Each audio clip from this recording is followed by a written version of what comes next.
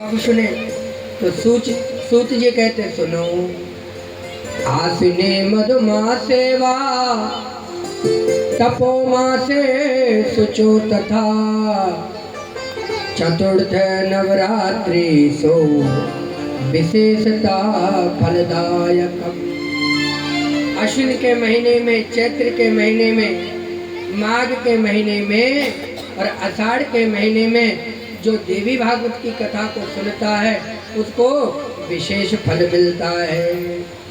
तो ऋषियों ने प्रश्न किया, महाराज कलयुग का प्राणी इतना भोला तो है नहीं, बिना कारण की कथा नहीं सुनेगा, लेकिन ये बताओ कि जो भगवती की कथा सुनेगा उसको मिलेगा क्या? तो सूत जी कहते सुनो, अपुत्रो लभते पुत्रम दरिद्रो धनवान भवेत् रोगी रोगात् परमुच्यते श्रुत्वा भागवतामृतम्। जिसका पुत्र नहीं है ना उसको पुत्र की प्राप्ति हो जाती है। जिसके घर में संतान नहीं है माँ भगवती की कथा सुने, देवी भागवत की कथा सुने, अपुत्रो लभते पुत्रम, उसके घर में पुत्र की प्राप्ति होगी। दरिद्रो धनवान भवेत्, अगर कोई दरिद्र है तो धनवान हो जाएगा। रोगी रोगात् परमुच्यते, अगर कोई रोगी है वो भी माँ भगवती की कथा सुने, शरीर के कष्ट दूर हो जाएंगे। शरीर में कोई बीमारी है ना तो दुर्गा कवच का नित्य पाठ किया करो। दुर्गा कवच का पाठ करोगे तो बीमारियां दूर हो जाएगी। सूत जी कहते सुनो, बंद्यावा काक बंद्यावा मृदवसांचयांगना देवीं भागवतीं श्रुत्वा लवेत पुत्र चिरायुषम्।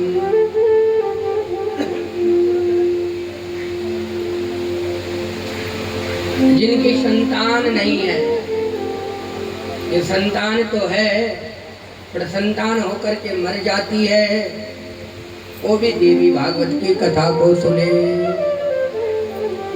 भगवती का महिमा का गुणगान हर व्यक्ति को करना चाहिए। घर में माँ भगवती का पाठ प्रत्येक व्यक्ति को कराना चाहिए। तब बड़ी दिव्य कथा सुनाई और कहा, वसुदेवो महाभागा कथम पुत्रं प्राप्तवान् प्रशेना पुत्र कृष्णेन ब्रह्मतान्वेषिता कथम। सूत जी कहते हैं वसुदेव जी को पुत्र कैसे प्राप्त हुआ। वसुदेव जी ने भगवान को पाने के लिए क्या किया, ये कथा सुना।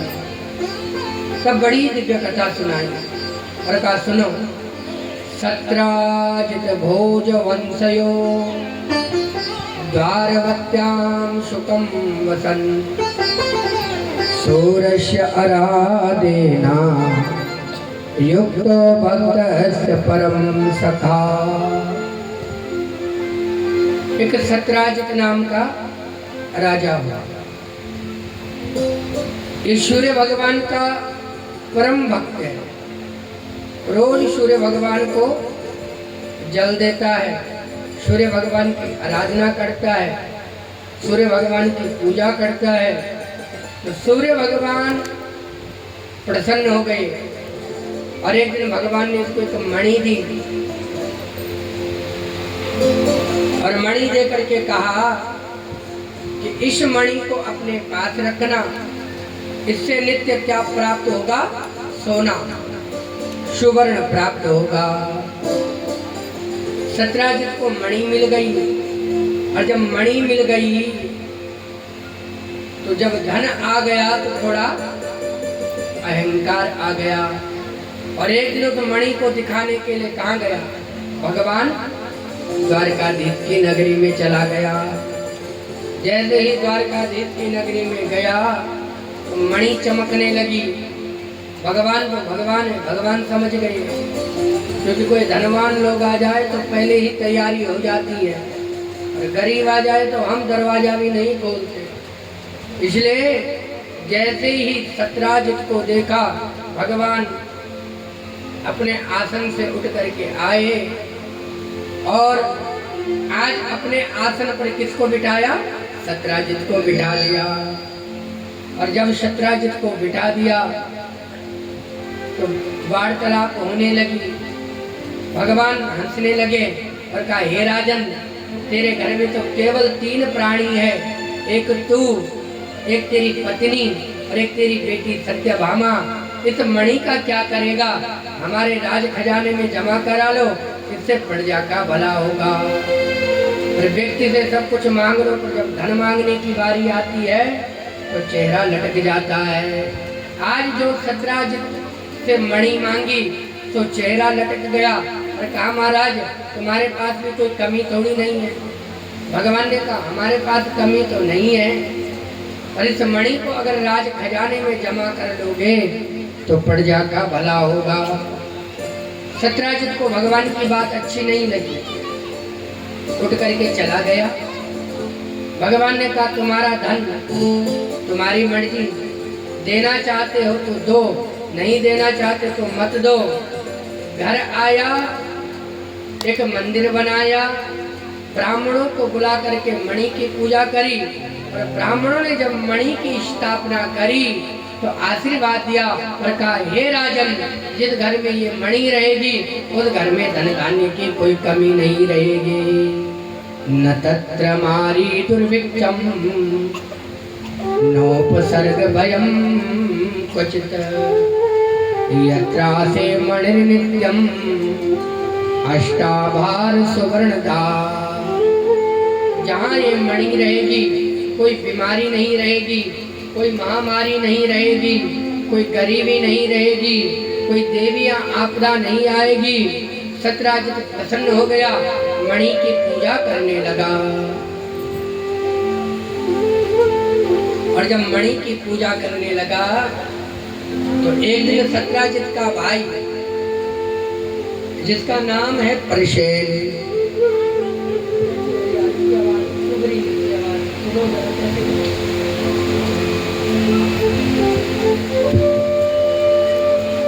सत्राजित का भाई परिशेन मणि को धारण करके गया। और जब मणि को धारण करके गया तो वो मणि चमकने लगी। धनी ही मोक्ष का मार्ग चुनता है और धनी ही नरक का मार्ग भी चुनता है। अगर आपके पास धन है और बुद्धि नहीं है तो वो धन किसी काम का नहीं। और अगर आपके पास बुद्धि और विवेक है और धन थोड़ा भी है तो काम चल जाएगा। और धन बहुत है और बुद्धि अगर नहीं है तो वही धन विनाश का कारण बन जाता है। सत्राजित का भाई पड़सेन मणि को लेकर के जंगल में गया और जैसे ही सिंह ने देखा तो सिंह ने पड़सेन को मार डाला और मणि को मुख में रख करके जाने लगा। तो सिंह को जामवंत जी ने देख लिया, तो जामवंत ने सिंह को मार डाला और उस मणि को ले जा करके अपनी बेटी जामवंती को दे दिया। अब जब बेटी को दे दिया तो खबर फैल गई कि मणि तो भगवान ने चुरा ली। भगवान ने कहा बिना मतलब का कलंक लग गया, कुछ किया नहीं, कराया नहीं, चोरी का कलंक लग गया। मौत कब आ जाए, कैसी आ जाए, कोई भरोसा नहीं है साहब। मौत, मृत्यु की 3 पत्नियां हैं। एक का नाम है रात्रि, एक का नाम है संध्या और एक का नाम है प्रातः। इसलिए सुबह सुबह भी मौत आ सकती है, दिन में भी मौत आ सकती है, रात्रि में भी मौत आ सकती है। कोई भरोसा नहीं है जिंदगी का। धन के पीछे कितना भी भाग लो प्यारे, पर जीवन में अगर सत्कर्म नहीं है तो धन किसी काम का नहीं है। मरने के बाद लोग उसी धन के पीछे लड़ेंगे। कितना भी धन छोड़ करके चले जाओ, पर अगर सत्कर्म नहीं है तो जीवन में कुछ रहने वाला नहीं।